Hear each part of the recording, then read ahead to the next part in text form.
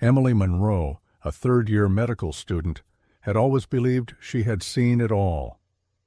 Late nights in the ER, grueling hours in anatomy labs, and countless stories from seasoned doctors had toughened her up. But nothing could have prepared her for the unsettling silence of the morgue. She had volunteered for the night shift at the county morgue to catch up on her studies and earn some extra credits. Her supervisor, Dr. Hayes, was a stern but kind pathologist who trusted Emily to handle the quiet nights independently. Emily felt a chill on her first night as she entered the morgue.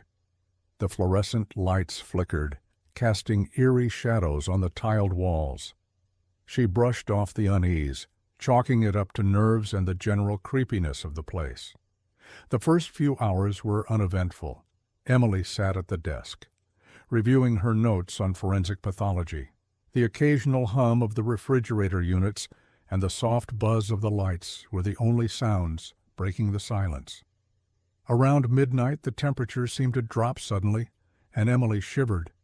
She decided to do a routine check of the storage units. She felt a growing dread as she walked down the cold, dimly lit corridor. She opened the first unit, revealing the covered body of an elderly man. Everything seemed in order.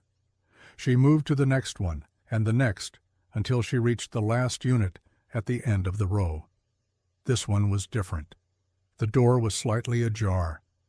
Emily's heart skipped a beat. She knew she had closed it properly when she did her initial check. She pulled the door open fully, revealing an empty slab. The body of a middle-aged woman who had been there earlier was gone.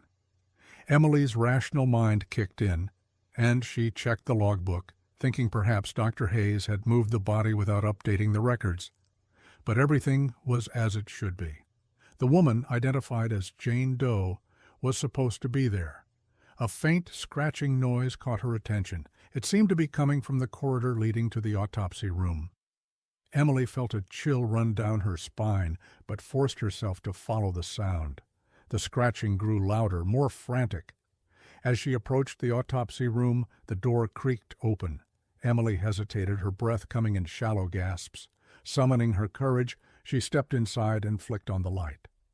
There on the autopsy table lay Jane Doe, her eyes wide open and staring directly at Emily. The sheet that had covered her was now crumpled on the floor, and her fingers were bloodied, nails chipped, as if she had been clawing at something. Emily's scream caught in her throat. She backed away, her mind racing.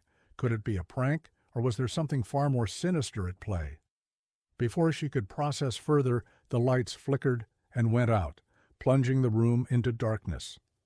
Emily fumbled for her phone, using its flashlight to find her way out. As the beam of light swept across the room, she saw shadows moving, shapes that shouldn't have been there. Whispers filled the air, soft at first, then growing louder, more urgent.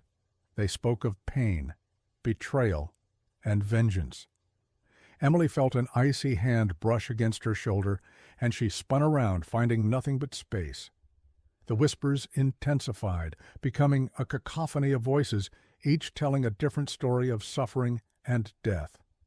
Emily realized these weren't just bodies, they were tormented souls, trapped in the morgue, seeking release.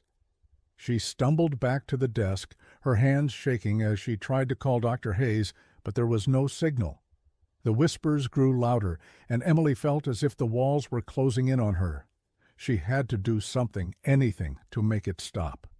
In a desperate attempt, she grabbed a scalpel and made her way back to the autopsy room. The whispers guided her, leading her to Jane Doe.